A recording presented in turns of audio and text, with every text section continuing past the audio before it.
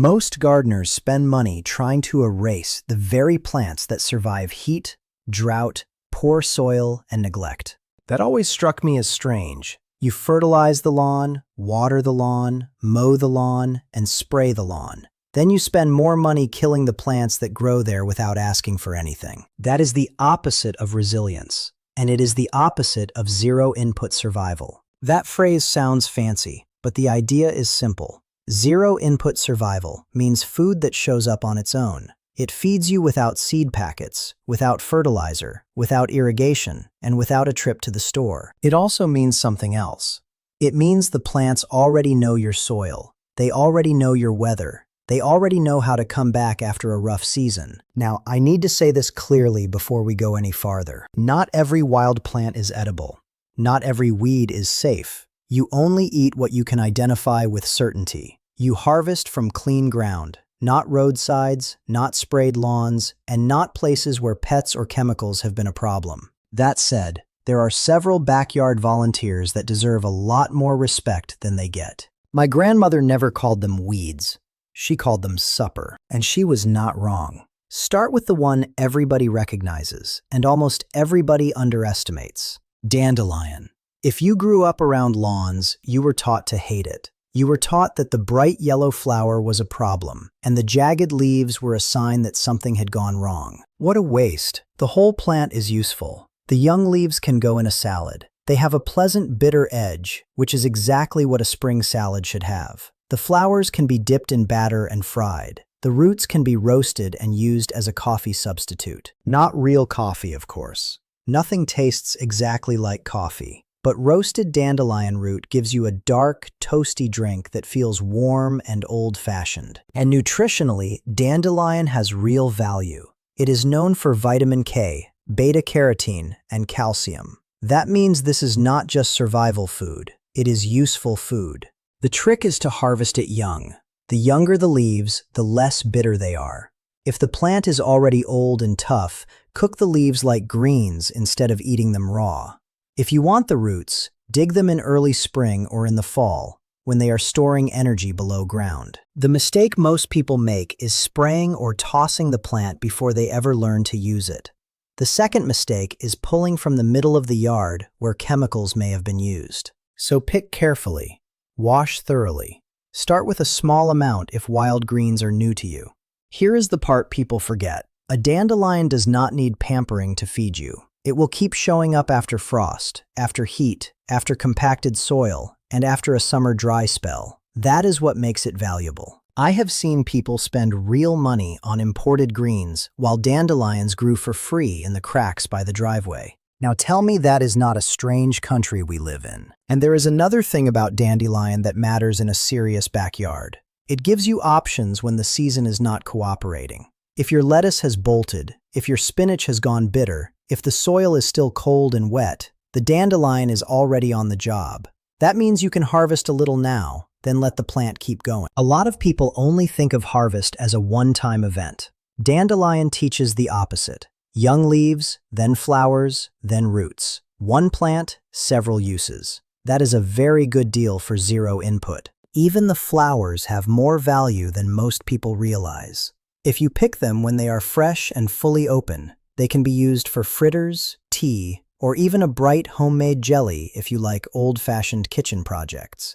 The flowers are not just pretty, they are edible, and they carry a little of that same spring energy the leaves do. The next plant is one of my favorites, because it looks delicate and acts like a survivor. Purslane. If you have never paid attention to purslane, you may have walked past it 100 times. It hugs the ground. It has thick, juicy stems. The leaves are small and spoon-shaped. The whole thing looks almost too soft to survive August. And yet it thrives when better-known vegetables are wilting. That is because purslane is built for heat and dry weather. It uses a special water-saving photosynthesis system, which is one reason it stays alive when lettuce gives up. In plain English, it wastes less water than most garden crops. That matters in a real summer. Purslane is also unusual because it contains omega-3 fatty acids, which is rare for a land plant. That is one reason people sometimes call it an alternative to fish oil. I would not build a medical claim around that, but I would absolutely call it a remarkable edible green. The flavor is mild and a little lemony, with a crisp, juicy bite. You can chop it into salads, you can add it to eggs, you can throw it into tacos, you can stir it into a cold yogurt sauce, you can even pickle it. The young stems are best. The older stems can get a little woody, so harvest the tender tips. The common mistake here is assuming anything low to the ground must be worthless. Another mistake is pulling purslane in a drought and then wondering why the rest of the garden looks thirsty. I once watched a neighbor in Ohio complain about his lettuce bolting in July. Meanwhile, purslane was spreading through a gravel strip beside his garage like it had paid rent there. That is the kind of plant you notice when you stop thinking like a lawn keeper and start thinking like a survivor. And it costs nothing. Not a seed packet, not a drip line, not a bag of fertilizer. Just your attention. What I like about purslane is how honest it is. It tells you the yard has a hot, dry corner that wants something tougher than lettuce. It does not complain. It does not curl up and die the first time the soil gets warm. It simply keeps going. That makes it perfect for the kind of gardener who cannot baby every bed every day. If you have travel plans, if you have a bad back, if you are tired of dragging hoses around in August, purslane is the sort of plant that asks very little and gives a lot back. Now let's talk about a plant that confuses a lot of people because it looks like it belongs in a cultivated bed, but it shows up on its own. Lamb's quarters. This one is easy to miss if you are not looking closely. The leaves are shaped a bit like a goose foot. The surface often has a powdery white coating. The plant can get tall fast, and once it starts, it can fill a space before you realize what happened. That is why some gardeners call it a weed, and some call it a free green. Lamb's quarters is related to quinoa. That matters because it tells you something about the family tree. It also tells you why the seeds matter. The leaves are one of the best wild greens you can find. They are often compared to spinach, but they have their own texture and flavor. Mild, green, useful. The kind of leaf you can cook down into soup, stir into a skillet, or steam with a little butter and salt. And yes, the plant is known for a good profile of protein, iron, and calcium for a leafy green. If you let it mature, the seed heads can produce a huge number of tiny seeds. Those seeds can be gathered, cleaned, and cooked like a grain. They can also be dried and ground into flour for mixes and flatbreads. That is where the survival value really shows up. One plant becomes many. Many become a patch. The patch becomes a resource. The mistake most people make is pulling lamb's quarters before they know what it is. The second mistake is waiting too long and ending up with a mature plant that is past its best leaf stage. Harvest the young tops. That is the sweet spot. If the leaves are still tender, use them like spinach. If the plant is taller and tougher, cook more thoroughly. If you want seed, leave a few plants alone and let them finish. And if you are in a small yard, this plant still works. It does not need a raised bed. It does not need a nursery label. It just needs disturbed soil and a little room to move. That is why these plants matter so much. They take the worst corners of a property and turn them into something usable. I knew a couple outside Columbus who had a rough strip of ground along the garage where nothing ornamental ever looked good. They were about ready to mulch the whole thing and call it done. Then lamb's quarters showed up on its own. Instead of fighting it, they started harvesting it young, just as a green side dish. That strip went from useless to productive without a single dollar spent on seed. Now let's move to the sour one, wood sorrel. People sometimes confuse it with clover because the leaves can feel familiar at a glance. But wood sorrel has its own identity. The leaves are usually heart-shaped and folded in threes. The little flowers can be yellow, white, or pink, depending on the species. And the flavor is the giveaway. It tastes lemony and bright. That sour taste comes from oxalic acid, which is part of what gives the plant its bite. It also contains vitamin C, which is one reason it has long been valued as a fresh spring green. This is a shade plant, which makes it even more valuable in a backyard. Where other crops struggle under trees, near fences, or on the north side of a building, wood sorrel can still show up. It likes cooler, moister spots. It is the kind of plant that makes use of a place many gardeners ignore. You can nibble the leaves raw in small amounts. You can add them to salads for a tart note. You can use them as a garnish. You can even throw a small handful into soup at the end for brightness. The mistake here is treating sour flavor as a warning sign and not a clue. Another mistake is overdoing any high oxalate green. Keep it as part of a mixed diet, not the whole bowl. I like wood sorrel because it reminds you that shade is not dead space. Shade is just different space. If your yard has a place where lettuce never performs well, wood sorrel may already be there, doing the job for free. That is what a lot of gardeners miss. They only value the places that look productive in a catalog. Nature does not care about catalogs. Nature cares about adaptation. And if you have ever stood under a maple tree in April and wondered why nothing grows there, wood sorrel is one of the answers. It does not demand bright sun. It does not demand perfect rows. It fills a quiet corner and turns neglect into something edible. Now we get to one of the most useful plants in the whole group, and one of the most misunderstood: clover. Clover is not just a flower in a yard. It is a living soil worker. Its roots partner with beneficial bacteria that help capture nitrogen from the air and make it available in the soil. That is why clover has been used as a cover crop for so long. It improves the ground while it grows. That is a big deal, because most people pay for nitrogen. They buy it in a bag, they spread it on the soil, they hope it works. Clover does part of that job for free. It also feeds pollinators. White clover and red clover both give bees something to work with. In a backyard, that matters more than a lot of people realize. And yes, clover is edible. The leaves can be eaten in small amounts. The flowers can be used fresh. Red clover blossoms are also valued in herbal traditions, usually dried for tea. I am talking about traditional use there, not a cure for anything. Food first. Medicine never without care.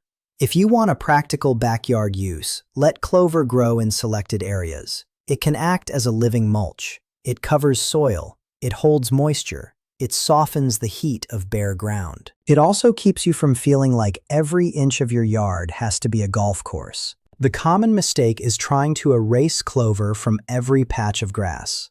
The second mistake is confusing a useful ground cover with a failure. A patch of clover is not failure. It is a signal that the ground is trying to heal itself. And if you are working with a bad back or bad knees, clover has another advantage. It asks almost nothing from you. You are not bending to plant it every week. You are not hauling bags of amendments. You are simply deciding not to fight it. That is a smarter form of gardening than most people admit. And there is a deeper lesson in clover that ties right back to zero-input survival. A lot of gardens are built around replacement. If the plant dies, you buy another. If the soil runs out, you feed it from a bag. If the ground is bare, you cover it with something shipped in. Clover is the opposite. It stays. It spreads gently. It covers the soil. It gives back to the system while it is part of the system. That is why old farmers valued it. They understood that healthy ground is not a one-season event. Now for the last early season treasure, and maybe the most timely one of all: chickweed. If you live in a cold climate, chickweed is often one of the first edible greens to wake up. It can start showing strong growth in late winter or very early spring, right when the garden looks empty and the pantry starts feeling thin. That is why I call it a calendar plant. It fills the hungry gap. When last year's storage crops are running low, and this year's vegetables are still tiny, chickweed is already there, green, tender, ready. The plant is easy to recognize once you know the signs. It grows low. It has small opposite leaves. The stems often have a thin line of hairs. The tiny white flowers look like little stars. That matters because good identification matters. Do not guess. Learn the plant until you know it in your sleep. The flavor is mild, fresh, and a little grassy. Not bold, not bitter, just clean and green. You can eat chickweed raw in salad. You can put it on a sandwich. You can stir it into soup at the end. You can chop it into eggs. You can even make a quick pesto with herbs and oil if you have enough. The young tops are best. The mistake most people make is waiting for garden season to begin before they think about greens. Chickweed laughs at that plan. It is already working while many people are still waiting for the soil to thaw. The second mistake is ignoring it because it looks ordinary. Ordinary is often the point. The plant does not need to look dramatic to be valuable. It just needs to be there when your body wants something fresh. That is the quiet genius of chickweed. It shows up before the tomatoes, before the beans, before the peppers, before the idea of summer has even arrived. And it costs absolutely nothing. There is another reason chickweed matters. It teaches you to think in terms of windows, not just seasons. The window between winter stores and spring harvest is a real one. People used to understand that gap very well. They had soups, greens, and wild harvests that carried them through. Chickweed is part of that old rhythm. If you learn it, you do not have to wait as long for something fresh. You do not have to buy as much spinach in the cold months. You do not have to pretend the yard is empty when it is already growing food. Now step back and look at the pattern. Dandelion gives you a whole plant. Purslane gives you heat-proof greens with real nutrition. Lamb's quarters gives you spinach-like leaves and a grain-like seed harvest. Wood sorrel gives you sour greens in the shade. Clover feeds the soil while feeding the bees. Chickweed fills the earliest gap of the year. That is not a random collection of weeds. That is a survival system, and it is already growing around you. That is the irony of modern life. People spend money to sterilize the yard, to make it look uniform, to force a fragile idea of perfection onto living ground. They buy chemicals to kill plants that need no irrigation. They pay for fertilizer to grow grass that cannot feed them. They mow, spray, seed, and repeat. Then a drought hits, or prices rise, or the supply chain stumbles, and the plants that survive are the ones they tried hardest to remove. The weeds, the volunteers, the backyard survivors. That is why this matters beyond nutrition. It matters because resilience has value. A lawn is not food security. A perfectly trimmed carpet of turf is not a pantry. A patch of dandelions, purslane, lamb's quarters, wood sorrel, clover, and chickweed may not look polished, but it is alive. It is adapted. It is self-starting. It is free. And free is a powerful word when groceries are expensive. There is also a social lesson here, and I think it is one worth saying out loud. We live in a culture that often confuses maintenance with value. We spend hundreds of dollars to keep something fragile looking neat, and then we ignore the sturdy thing that keeps growing without being asked. That is not just a gardening mistake. That is a way of seeing the world. The weed is not always the enemy. Sometimes it is the proof that your ground still has life in it. Now I want to say one more practical thing, because this is where people get careless. Do not harvest wild food from places you do not trust. Avoid roadsides. Avoid treated lawns. Avoid dog paths. Avoid areas where runoff collects. Wash everything well. If you are new to wild greens, start with small servings, and if a plant does not match the identification cue exactly, leave it alone. That rule keeps you safe. It also keeps you humble, which is not a bad thing in the garden. The result of learning these plants is not just a plate of greens. It is a different way of seeing your property. You stop seeing only problems. You start seeing resources. You walk out after a rain, and instead of thinking, I need to spray that, you think, that could be lunch. You look at the bare edge of the yard and see lamb's quarters coming up in the disturbed soil. You notice purslane along the hot side of the driveway. You find chickweed under the fence line in early spring. You see clover where the grass has thinned. You see dandelion in the old garden path. You see wood sorrel where the shade is too deep for anything else. And suddenly the yard is not just a yard. It is a pantry with roots. It is a survival reserve. It is a living example of how nature keeps showing up, even when nobody is paying her. That is the part I think most people need to hear. The world is full of expensive solutions that depend on constant inputs: fuel, fertilizer, packaging, delivery, replacement, maintenance. But these plants, they are already here. They are already paid for. They are already adapted to the soil under your shoes. So the next time you see a patch of green coming up where you did not plant it, don't react too quickly. Look at it, identify it, learn from it, because the free food in your yard may not be the prettiest thing out there. But when the weather is rough, and the stores are expensive, and the garden is slow to wake up, it may be the first thing that feeds you. And it may be the first thing that teaches you the real difference between a managed landscape and a resilient one. If you want to keep building that kind of garden, the next step is simple. Learn how to harvest these plants at the right stage, clean them safely, and turn them into meals you would actually want to eat. Because once you do that, your backyard stops being decoration. It becomes provision.